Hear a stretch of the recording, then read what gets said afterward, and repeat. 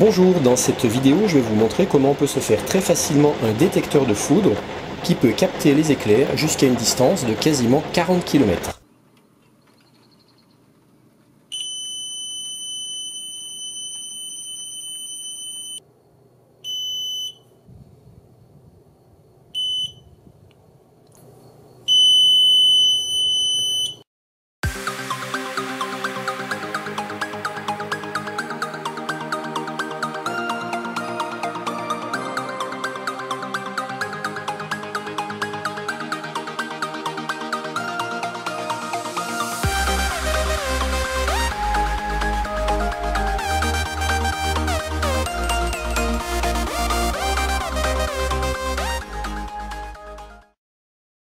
Je connais la distance parce que je l'ai vérifié avec le site Météo Ciel qui donne la localisation des impacts de foudre en live sur toute l'Europe. Je suis près d'Annecy et j'ai pu capter des éclairs qui étaient près de Genève. Pour réaliser ce détecteur, on n'aura vraiment pas besoin de grand chose.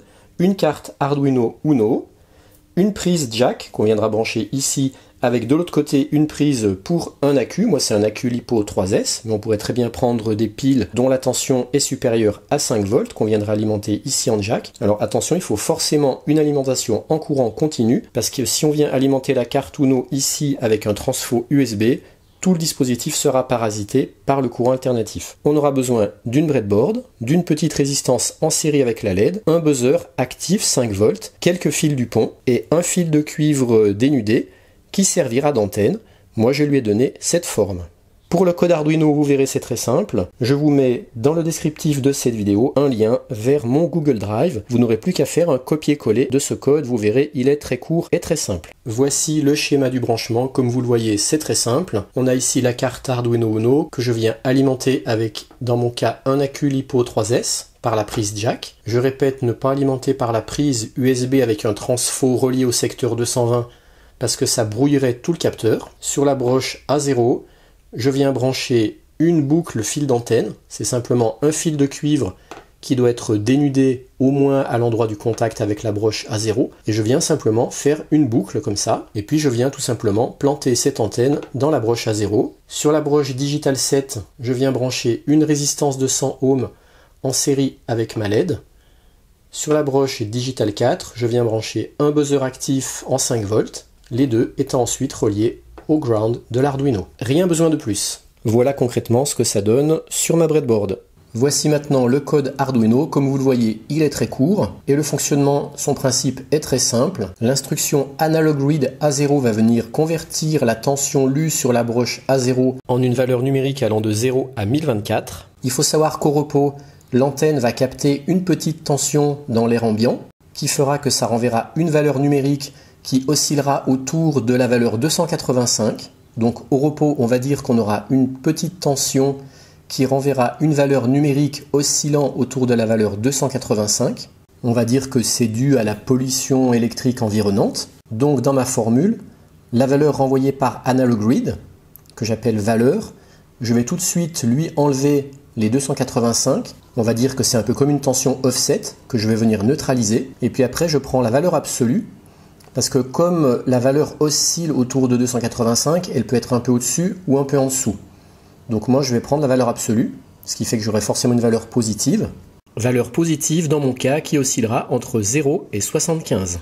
Et ensuite, quand la valeur absolue de la valeur lue moins 285 sera supérieure à 80, eh bien c'est là que je vais considérer qu'il y a eu un signal de foudre, parce que sans signal de foudre, ma valeur absolue va osciller entre 0 et 75. Donc je vais considérer que quand la valeur absolue va dépasser 80, c'est là qu'il y aura eu signal de foudre.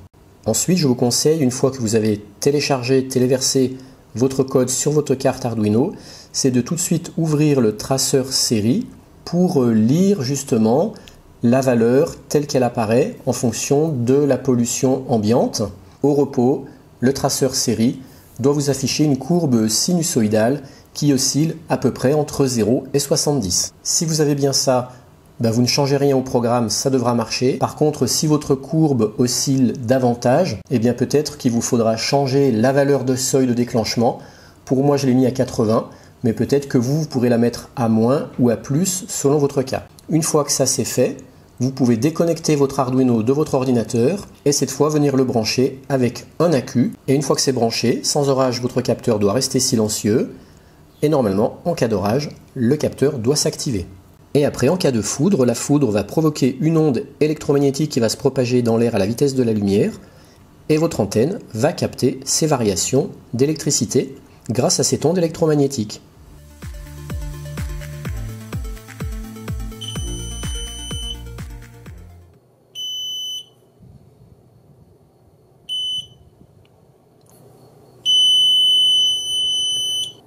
Donc si vous essayez de reproduire ce montage, il faut vraiment mettre l'antenne, le dispositif, soit le plus près possible d'une fenêtre, soit carrément à l'extérieur. Mais bon, protégez-vous pour ne pas prendre la foudre vous-même. 36, 37. Oh, celui-là. Par contre, vu qu'il est quasiment en extérieur, dès qu'il y a des gouttes d'eau qui vont commencer à tomber, je vais devoir... Oh, celui-là il est proche parce qu'il était long. 3, 4, 5, 6, 7, 8, 9, 10, 11, 12, 13, 14, 15, 16, 17, 18, 19, 20. Ah non, il est quand même à plus de 6 km. Hein. On entend la chouette qui ulule dans la forêt. Donc oui, je disais tout à l'heure que par contre, dès que des gouttes de pluie vont commencer à tomber, je devrais enlever le dispositif de l'extérieur. Et puis bien sûr, si l'orage était très proche, je ne m'amuserais pas à ouvrir le Velux, à laisser le Velux ouvert, parce qu'il faut faire très attention avec la foudre. Alors j'ai une autre cellule orageuse en approche, qui arrive cette fois de l'ouest. Donc j'ai déplacé le capteur, je suis venu me mettre sur l'autre Velux, côté sud, sachant que ceux-là sont très loin parce qu'on n'entend aucun tonnerre. Alors mine de rien, un dispositif comme ça peut être pratique pour quelqu'un qui veut se faire réveiller une demi-heure avant l'arrivée d'un orage, avant même qu'on entende le tonnerre. Ne serait-ce que pour quelqu'un qui est passionné d'orage. Cet après-midi, j'ai pu vérifier avec le site Météo Ciel, avec les impacts de foudre en direct, que je captais des éclairs sur Bellegarde, près de Genève, donc à 40 km de chez moi. Ce qui fait que quand un coup de foudre est très loin, ça fait juste un petit crachotement au niveau du buzzer et un petit flash au niveau de la LED. Par contre, quand un coup de foudre est proche, eh bien, le buzzer va sonner longtemps et la LED va rester allumée longtemps.